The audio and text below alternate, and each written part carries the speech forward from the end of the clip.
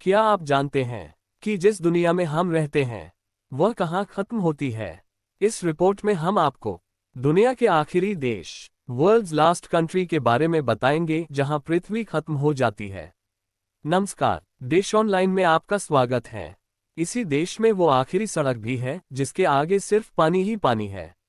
घूमने फिरने के शौकीन लोग अक्सर नई नई जगहें तलाशते रहते हैं। उनका जुनून उन्हें वैसी जगहों पर ले जाता है जिसे पहले कभी नहीं देखा हो। दुनिया में एक से बढ़कर एक सबसे बेहतर देश हैं। हमारे देश भारत में ऐसी कई जगहें हैं जहां शायद ही कोई गया हो। खैर, ये सब तो आपके घूमने फिरने के बारे में है, लेकिन क्या आपने कभी सोचा है कि दुनिया कहाँ समाप्त होती है? आप जिस दुनिया में रहते हैं उसका अंत कहाँ होता है?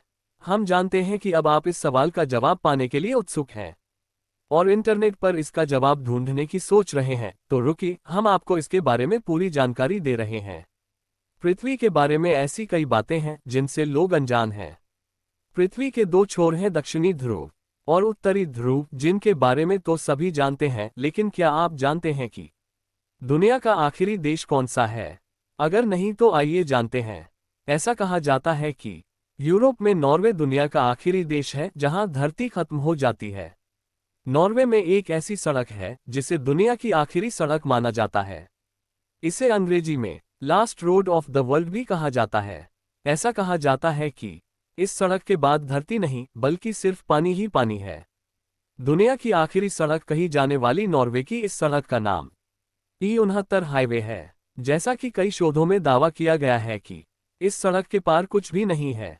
E69 राजमार्ग के समाप्त होने के बाद केवल ग्लेशियर और समुद्र दिखाई देते हैं। इसके अलावा आगे देखने लायक और कुछ नहीं है। जहां तक E69 राजमार्ग की लंबाई की बात है, ये 14 किलोमीटर लंबी सड़क है जो अक्सर बर्फ की मोटी चादर से ढकी रहती है। ऐसा माना जाता है कि इस हाईवे पर कई ऐसी जगहें हैं जहां अकेले चलना और गाड़ी चलाना मना है। बता दें कि नॉर्वे उत्तरी ध्रुव के पास स्थित है जहां पृथ्वी अपनी धुरी पर घूमती है।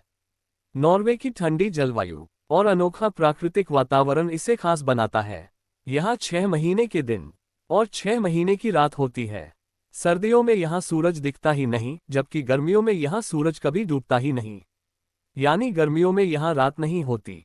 ये भी कहा जाता है कि उत्तरी नॉर्वेजियन शहर हेमफेस्ट में सूरज केवल 40 मिनट के लिए डूबता है, इसलिए इस शहर को मध्यरात्रि सूर्य की भूमि के रूप में भी जाना जाता है।